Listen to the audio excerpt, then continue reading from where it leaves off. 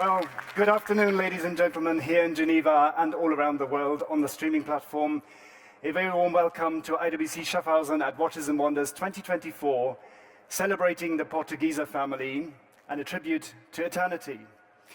Now, what you saw just now are some beautiful clips of our galaxy and the universe beyond, some of the images of the Space Webb telescope, and of course, it makes you contemplate the size of the universe and what we see around us.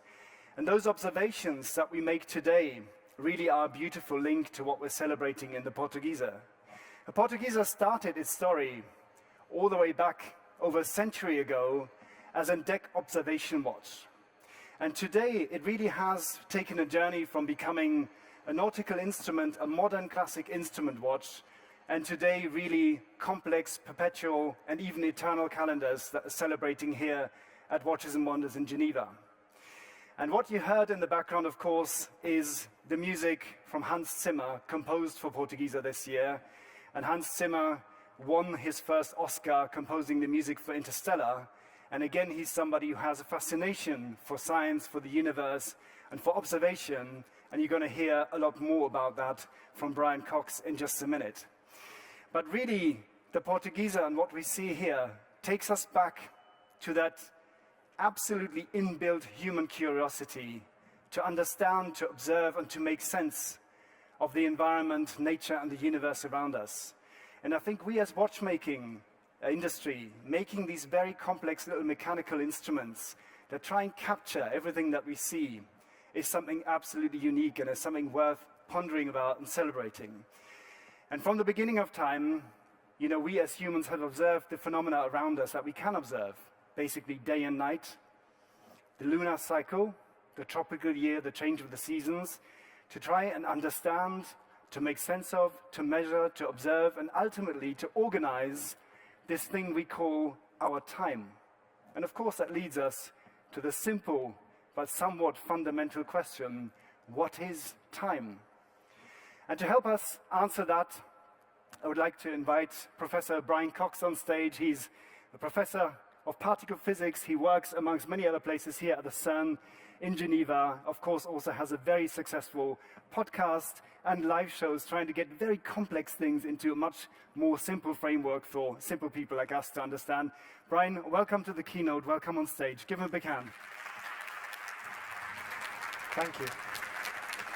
Thank you very much, Brian, for joining us here, because pleasure. literally on our own, this is the moment where I'd be completely lost. But you're here to save me. So help us out with this one. In your mind, what is time? What is time? It's a great question. There's a very simple answer, which is we don't know. But I won't leave it there, of course. We don't know in a very deep sense. So Einstein actually said once, and he was almost joking, he said, well, it's the thing you measure on a watch, which again doesn't tell you very much. In Einstein's model, so Einstein has a model, relativity. It's our best theory of gravity, our best theory of space and time. In Einstein's theory, what is a watch measuring? You can think of it as measuring a distance. So you can imagine a map of space and time. So all the things that happen to you, all your memories and everything that will happen to you would be places or points on that map. And the distance between those points, which is the distance between now and tomorrow, let's say, that is the thing that a watch is measuring. So in Einstein's model, a watch is measuring the distance you are traveling over the map of space-time. But that still doesn't tell you exactly what it is. The difference between the past and the future is something that is, it's a deep question. In cosmology, the difference is the presence of the Big Bang in the past. So just as there's no up and down and left and right in space, but if you go close to a planet, then there is such a thing. We know what up and down means because there's a planet there. Well, to a cosmologist, there's no difference in Einstein's theory really between the past and the present and the future. There's no unique definition actually that divides them.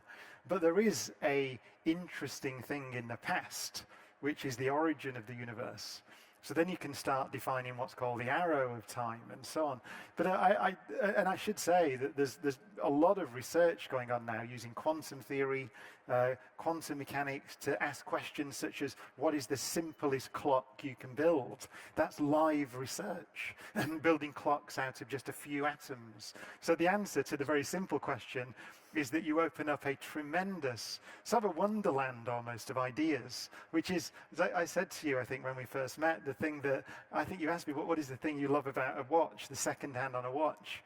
And it's that fact that, scientifically speaking, it is measuring something that we don't understand. You're addressing one of the greatest of mysteries, in a sense, when you consider what the second hand is doing. Yeah, no, absolutely. I mean, you touched on it a little bit, that time on the one hand is very relative in the scale of the universe, but in the observable world around us, time is also quite absolute. You said when you're on a planet, you know where it's up and down. So going back to sort of the beginning of human endeavors to try and make sense of this and ultimately develop calendars which were really designed to make an organized order of our days and years and so on. What was the beginning of that? What were people observing, and how did we get to the first type of calendars that we've been using? Well, it's worth thinking what a calendar is. It's essentially it's to do with three things, essentially: the sun, the moon, and the earth.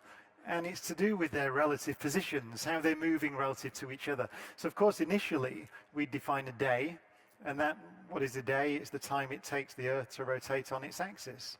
Now, that's got nothing at all to do with the time it takes for the Earth to go around the Sun, which is 1 year. So immediately we have sort of a problem in calendar terms, because the Earth goes once around the Sun every 365 and a quarter, approximately, but we'll get to that approximately. So that immediately gives you a problem. There's no reason why the Earth's a day or a year should be a whole number of days, and indeed it isn't. And then, of course, you divide the calendar up into months. Well, what's a month? Well, roughly speaking, it's to do with the moon's orbit around the Earth. But the moon's orbit around the Earth has got nothing to do with the Earth's spin and nothing to do with the year. So you have these independent motions of celestial bodies. And the thing that I think is wonderful as well is, again, I said about the second hand, it's a magical thing. A calendar's a magical thing. If you think about what you're doing, so we're now traveling at, roughly 30 kilometers per second around the sun, on a very big ball of rock that's spinning around its axis once every day, and has another big ball of rock going around once every 28 days or so, again approximately, and we'll get to that. The whole thing, by the way, is in orbit around the galaxy, the center of the Milky Way galaxy. It's a very profound question, actually, why we don't feel that, but we won't get into that. But that's the key point. So the calendar is really a combination of separate measurements, which is the Earth's rotation on its axis, the Earth's orbit around the sun, and in terms of months, the moon's orbit around the Earth. Yeah, absolutely. And trying to master this desynchronization, that complexity of the calendar, was really something that motivated our watchmaker Kurt Klaus back in the 1980s to develop the first perpetual calendar from IWC, an ingenious program wheel-controlled calendar that really tried to have something that is very ingenious, but at the same time very usable and very robust, and only controlled via a single crown. But of course, that calendar had its limitations, because it basically followed what we understand as the Julian calendar. So it regularly inserts a leap year, and we'll come to that in a minute, every 4 years. And also in terms of observing the moon, as you said, a complete lunation, the lunar cycle, is not a perfect 30 days. So over time, you get a deviation, and that first calendar, due to its gearing, had a moon phase accuracy of 122 years before you had 1 day deviation. Then in 2003, fast forward, we're taking that same movement into the bigger Portuguieser perpetual calendar, and with a higher gearing, we were achieving 577 years. But of course, the problem of the leap years and the problem of the lunation, our engineers weren't satisfied with that. And we set to work to basically solve those problems and make a perpetual calendar that is truly perpetual and has become this proudest achievement, which is the Portuguese eternal calendar. So let's have a quick look. Here it is, and I think it's really a milestone achievement by our engineers and watchmaker, the IWC Portuguese eternal calendar.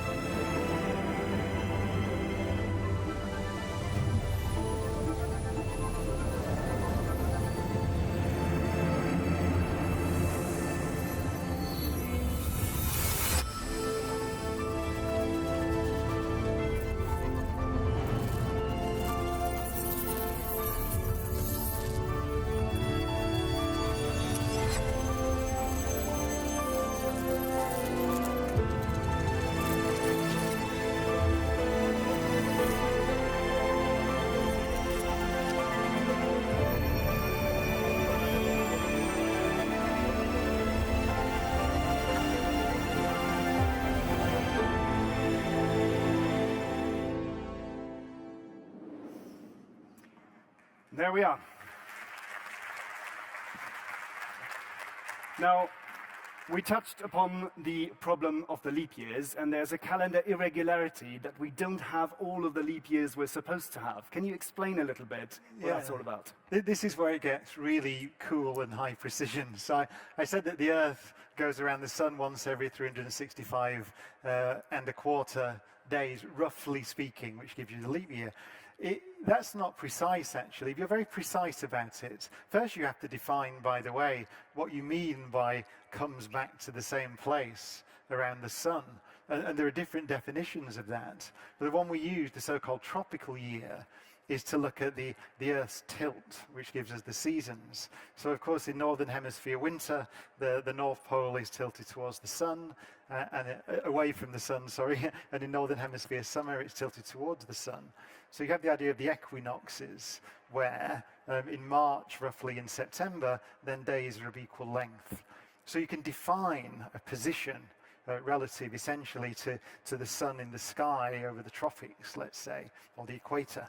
And so that gives us what's called the tropical year.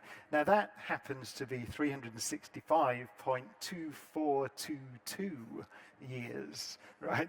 Days. You did that without 365.2422 days. So you overcorrect with the leap year, the simple version, 365.25. Doesn't sound much. But actually, from when Julius Caesar initially defined the calendar, the Julian calendar, all the way through to Pope Gregory XIII, he noticed that this definition, well, it was noticed before that, of course, there's a drift. And it was getting quite serious. It was about 11 days, I think, 10 or 11 days by the time you get to the 1500s. So the seasons are drifting out of sync because of that inaccuracy. So what Pope Gregory did was he said, okay, we will add in. We will subtract leap years away because we're overcorrecting. So years 100, 200, and 300, we won't have a leap year. And then we'll put one in again on the 400th year. So essentially, you make a correction. What that does, on average, is gives you a very close approximation to the actual year length in terms of days. You get actually to 365.2425, which is almost 365.2422. But this is why the eternal calendar comes in. That's well, perhaps you'll now explain how you implement that, but it's essentially you're trying to do a calculation that allows you to skip leap years in 3 out of 4 centuries in order to get a more accurate representation of the length of the year relative to the length of the day. Yeah, absolutely. And the way that we have solved this in the eternal calendar is really to introduce a new type of program wheel that addresses that irregularity that in every 400-year cycle, on the century, we're skipping 3 of them, and the 4th one is back in again. And to be able to achieve that, our engineers and watchmakers in Schaffhausen have devised a very, very simple gearing, well, simple in concept, not so simple in implementation, that translates the 4-year program wheel to a 400-year wheel, which will then give the lever the information whether on the full century the leap year should be skipped or not. And just imagine in terms of gearing, right? So we have our 4-year wheel, which gives us a leap year information. Then we're translating this to a 5 Maltese wheel rotating once every 20 years, which then again goes onto a 400-year 20 Maltese wheel, which basically just gives you that leap year information in the end. And that wheel will rotate less than a degree per year and probably less than a quarter in our entire lifetime. So it puts it into perspective what we've got there. And that then in the end, again, is a very precise but very engineered and very reliable way to reflect the full Gregorian calendar in this eternal calendar. And of course, the second problem then is the moon phase. And tell us again a little bit about why the moon is not behaving quite as it should. Well, so the moon phase, this to me, it's a wonderful thing to have represented, because what you're looking at there is the relative position of the moon and the sun as seen from the Earth. So that's the other part of the calendar, if you like. It's a piece that describes how the moon orbits. Now the moon, so precision is everything, and I couldn't remember this number, so I have written it down. So the average length of, let's call it the month in a sense, the average time it takes the moon to go from new moon to new moon is 29 days, 12 hours, 44 minutes, and 2.88 seconds on the average. And that is what you have to do mechanically to produce a beautifully accurate moon phase. Yeah, so again here the challenge is how can you develop a type of gearing that gets as close to that lunation as humanly possible. So what we did was we tasked a computer to work through 22 trillion combinations by saying we only want 3 additional gears and they should not have more than 100 teeth each. And in the end, and this is what you see here, you've got 3 gears only, which actually get you to that precision. That means that we have 1-day deviation only in 45 million years. Of course, we said previous perpetual calendar 577 years. The current Guinness World Record stands at 2 million years. And of course, we applied to have that rectified and claim this as 45 million years for IWC. An amazing achievement, and again, something that's done in a very simple and engineered way in the end. And that is the Portugieser eternal calendar. Interesting as well, you see that 400-year gear through the open glass dial. And something I really love about it in the interaction between the digital and the analog is there is no machining process that allows you to get gears with that surface precision that the 400-year wheel and those moon wheels would actually work. So we had to go to a photolithographic system, which is basically how you make computer chips, to actually grow those off a matrix and then basically have smooth surfaces that allow you to have that precision in the gearing, which I think was an amazing achievement and helped the digital world, helped our analog mechanical world to get to this result. You will see in a minute that Portuguese Eternal Calendar follows a revised design code with a slimmer case, with a double box glass. We have a complete glass style here with intricate sub-counters, geocharge on the moon phase, in platinum, on an alligator strap, and this watch will be available from now for this year. The plan is to make 75. It's not a limited edition. And it's part of a wider overhaul of the Portuguese collection, and here to introduce that is our creative director, Christian Knob. Brian and I will come off stage for a minute, but we'll come back on at the end. If you have any questions for Brian about the universe, please feel free to ask him afterwards. But for now, Christian, show's yours.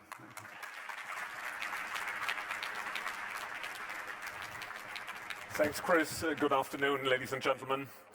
It's absolutely right that the Eternal Calendar is a stunning talking piece for the Portuguese collection, but it's also a blueprint for a couple of design principles we have applied to the rest of the collection. And I would quickly like to explain that a bit closer. As Chris mentioned, the Portuguese has its origins in the years 1930, and it was built upon a request as a precision instrument, built on IWC's reputation we had to build very accurate and very robust movement. So the way we did it, we used the pocket watch movement, which is a large movement, and put it into a wristwatch. And the result was a large wristwatch, which is still one of the signature elements of the Portuguese, and encapsulating this instrument character of ultra precision.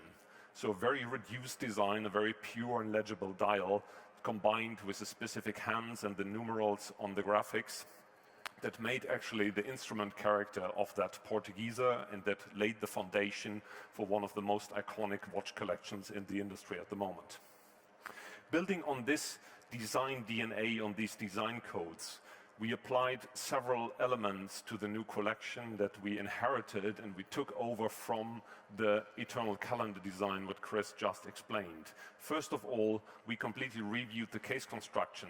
The Portuguese is marked by large movements that are relatively thick. But we achieved the case construction by slimming down the case ring and using two domed glasses on front, on back, to give more visibility on the dial and on the movement, and to achieve a lighter, a more airy and more variable watch. And this is applied throughout all the pieces in the new Portuguese collection. The second element is that we reworked the dials, not only in terms of graphic appeal, we purified actually these very elegant and very sophisticated graphic elements and combined this with an ultimate level of craftsmanship on the dial. There's a new dial finishing we developed together with our partners that involves 60 different process steps to get to a very rich and very fine dial that is using a lacquering technique with more than 15 layers of lacquer to achieve a very, very deep and color brilliant look. Next to these principles, we worked on a new design code that covers the entire collection and structures the collection in 4 subfamilies, introducing 4 colors we have developed with our partner Pantone, and that is inspired actually by the cycle of the day, starting with the early morning and the silver moon, and then the midday with the horizon blue, and then the warm light of the afternoon that inspired the dune, and then the night with the obsidian black. So before we look at the individual pieces of the collection, I would like to introduce the collection with a short video.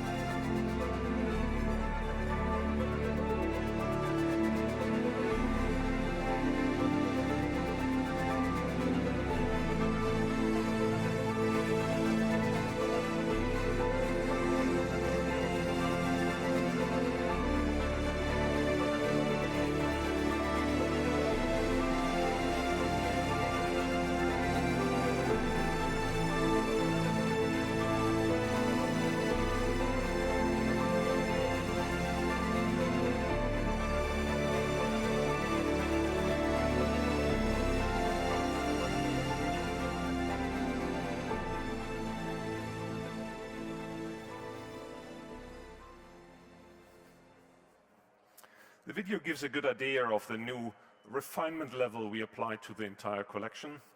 And starting off with the horizon blue color scheme, we are presenting 4 references that show that these horizon blue dials in combination with white gold cases, starting from the perpetual calendar on the left to the automatic 42, the automatic 40 millimeters, and the chronograph. They all share the same color and material code that is combined with handcrafted calf leather straps that are manufactured by our partner, the Italian luxury shoe brand Santoni.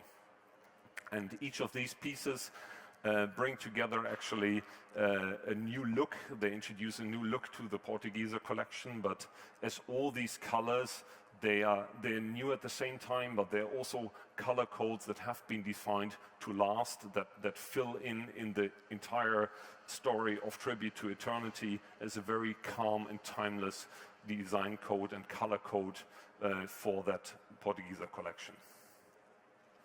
From the horizon blue to dune, on the dune color code, we are presenting 3 pieces, the perpetual calendar 44 on the left-hand side, and then the automatic 42 and the chronograph in steel. And each of these pieces combine the dune-colored dials with golden hands and appliques. And the perpetual calendar is a white gold execution. The 2 other pieces come in stainless steel on black alligator straps. One of the most fascinating color codes is the obsidian black, where we present also a range of products, starting with the perpetual calendar, the Portuguieser automatic 42, the automatic 40, and the chronograph, introducing this new level of finishing in a way that really shows very much this level of craftsmanship that goes into collection and goes into the dials in particular. I mentioned before that the Portugieser is not only one of our iconic collections, it's not only paying tribute to the instrument character, but it's also one of the collections that carries the most complications in IWC. And based on our calendar competence, we are introducing on the Portugieser a tourbillon hand-wound day and night indication. So next to the hand-wound movement featuring a flying tourbillon at 6 o'clock, we're introducing a day and night indication at 9 using a kind of metal globe, which is half black and half golden, indicating day and night. This little display is visible both from the dial side and from the back side. We see here the back view also with the gold-plated movement. On the silver moon color code, one of the most fascinating pieces is a perpetual calendar, which takes the very well-established look. You might know from IWC perpetual calendars to a new level, using the iconic double moon display that shows the shape of the moon on the northern and southern hemisphere in parallel. That was introduced in IWC at the year 2003 and became one of the signature elements of our perpetual calendars. And this very precise display, together with the dial graphics, really emphasizes the instrument character and combines this with the ultimate materialization and finishing details you see in this piece. We are also introducing the new version of the Portuguese Automatic 42, which you just saw in the different color executions. This has become a bestseller since its introduction in the year 2000. And especially on this piece, which really encapsulated the idea of the large pocket watch movement, and it's combined with the iconic 7 days power reserve, we achieved a lot in making this piece more variable. We slimmed down the case height. We applied the principle I explained in the beginning with the domed glass on front and back, and makes this a very, very variable, everyday classic sport watch. In this sense, also, we will introducing next to the alligator straps also a metal link bracelet and a rubber strap that also can be well combined with the new cases that all feature a 5-bar water resistance. Now the product presentation has come to an end. I don't know if we have a few minutes for a quick Q&A. I get Chris and Brian back on stage, so you're welcome to ask some questions. I think we have a little bit of time left to do that.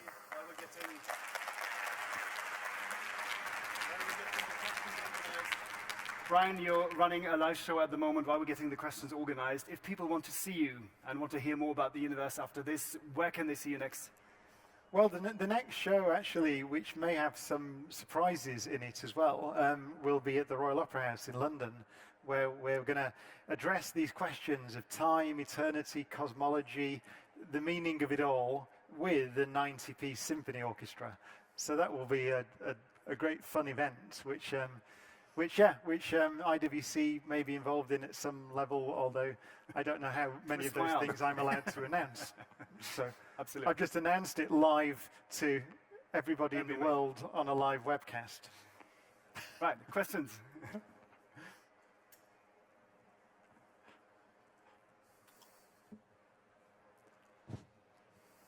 Brian, I have a question. Is time, the relativity aspect you were talking about before, does it pass at the same speed for everyone? It's a great question, this. So what does time pass at the same speed for everyone? It always passes at the same speed from your point of view. So if you're looking at a watch, you'll see that watch tick at 1 second per second, no matter what you're doing. But you mentioned Interstellar earlier, and Hans's Oscar for the score of Interstellar. Interstellar was developed by one of the great physicists, Nobel Prize winner Kip Thorne. And so the physics in that film is correct. So for example, you'll see in the film that some astronauts go down and spend some time orbiting close to a black hole, and then they come out again. And I can't remember the exact number, but in the film, but I think it's one hour on the planet near the black hole corresponded to 7 years far away from the black hole. That's absolutely correct. And these are not just theoretical differences. So, for example, our atomic clocks now are so precise that we can easily measure the difference in the rate that time passes at sea level or on a mountain in a city like Denver, for example, not to mention in orbit in space. So, and it's nothing to do with the clocks, the precision of the clocks. The clocks, as I said, are measuring time, whatever that is, very precisely. But you do find that the rate that time passes in orbit, on a mountain, at sea level, close to a black hole, relative to someone that travels very fast to you, is extremely different. And I'll leave you with this thought. So the limit, you say, how far can you go with that? Well, Einstein, back in 1905 and before, actually asked a very famous question. He said, what does the world look like to a beam of light? And the answer is that a light beam travels from its perspective instantly between all places in the universe. No, time does not pass for a light beam. traveling at the speed of light. So time is a wonderful concept. Wow. Anybody else? Any other questions? I'll give you one topical one, actually. So that we're near CERN. So the Large Hadron Collider is almost going underneath our feet. Might be straight underneath our feet, actually. So in that machine, the protons, the particles that we collide, go around very close to the speed of light, 99.999999% the speed of light. So they go around that ring, 27 kilometers, 11,000 times a second. So that's fast. So time for those particles is passing 7,000 times more slowly than it is for us sitting there watching them fly around the ring. 7,000 times more slowly. So it's a real effect. Any other questions?